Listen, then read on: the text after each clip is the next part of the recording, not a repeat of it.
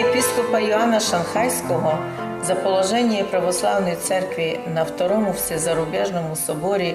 РПЦЗ у августі 1938 года упоминається состояние діл церковних. Які основні моменти можеш виділити? У 1938 році великий святитель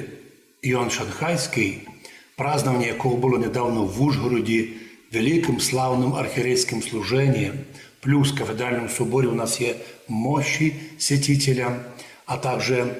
в Інституті історії і філології в Ужгороді ми провели научну конференцію на цю тему, то в докладі, який він читав у 1938 році, тобто ще до начала Второї мирової війни, і до событий після війни, і до событий в нинішні дні, во многих словах дійсно святитель Іоанн був як пророк, предвосхищав события.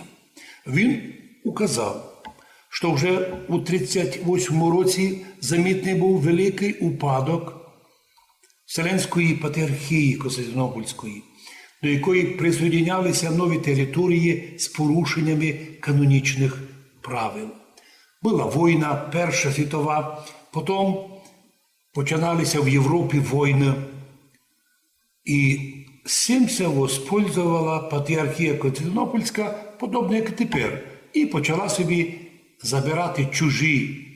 єпархії, чужі церкви, в котрих вона ніколи не мала своїх місіонерських трудів. Вселенська патріархія безгранично розширяла свої владіння і з цим создала прецедент, котрий і нині є конфліктом. Вот чому так нам важно,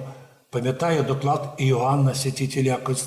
Шанхайського і Сан-Франциського, помнити, що многі проблеми нижні були закладені іменно Константинополем до Второї мирової війни, а потім нині ми вже терпимо деякі розколи, котрі були заложені уже у то время. Так нам важно розуміти, що доклад святителя Іоанна був дуже важним, бо він, якби всю історію церкви, Руської церкви, і в тому числі він споминає і православну церкву на Карпатській Русі, дав свою таку доста благодатну, об'єктивну оцінку, котра важна нам в своїй правдивості і донині.